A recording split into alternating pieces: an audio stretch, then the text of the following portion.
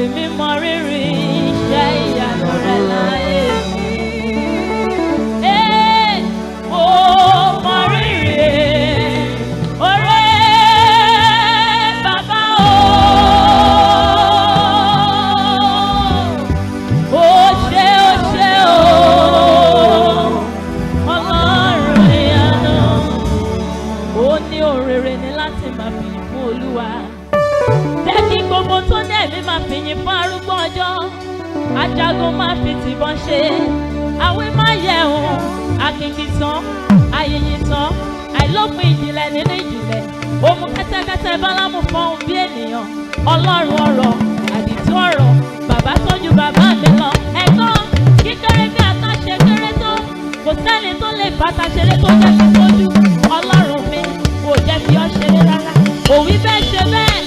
Lion of Judah, Rose of Sharon, Lily of the Valley, Ancient of Days. Ó ní ẹ kọrin tuntun sí Olúwa. Ẹ kọrin sí Olúwa arúgbó ọjọ́.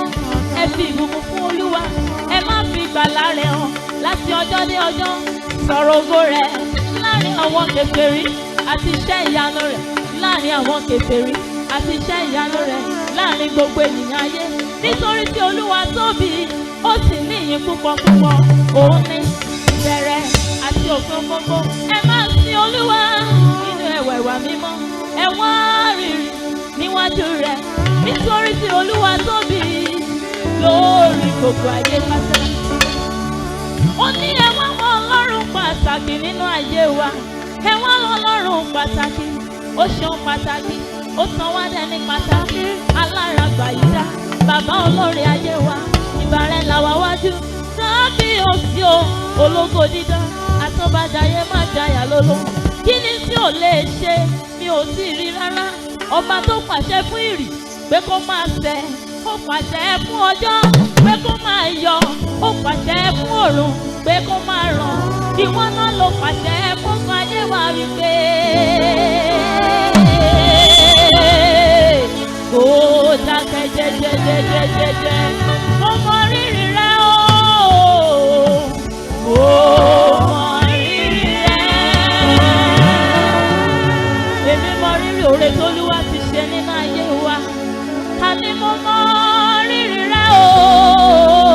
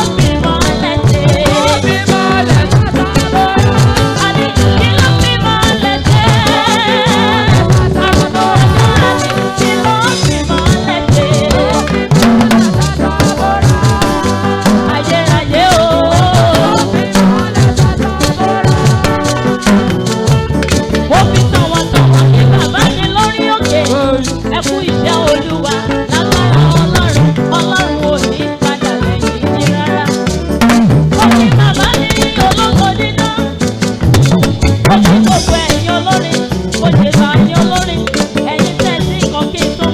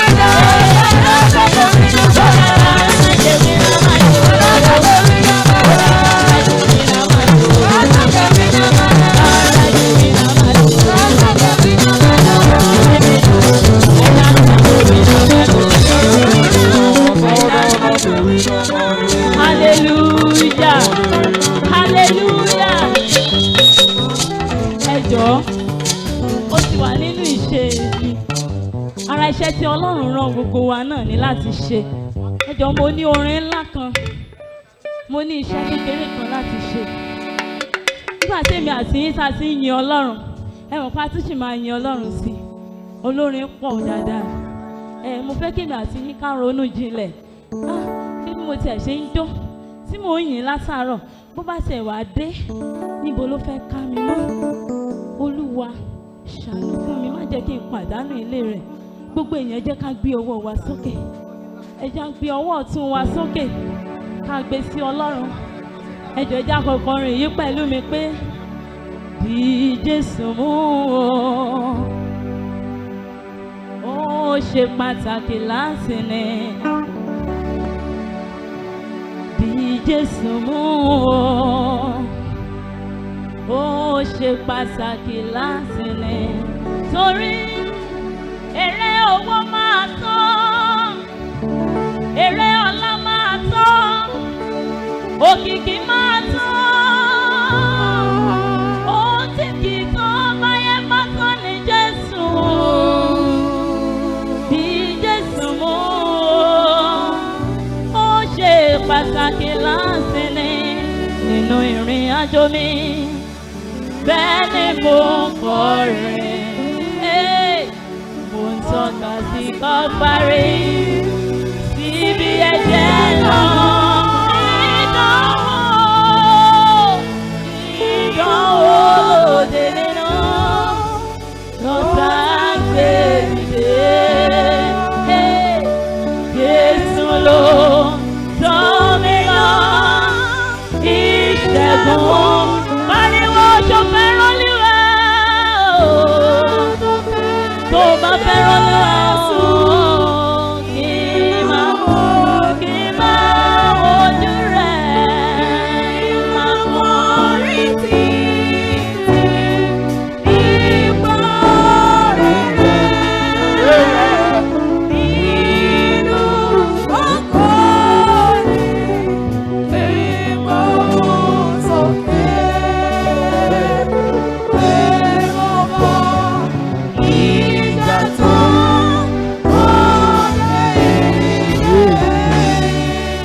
Ẹ pàtẹ́wọ́ fún Jésù dáadáa, ẹ pàtẹ́wọ́ fún Jésù náà ayé àǹtí yẹn.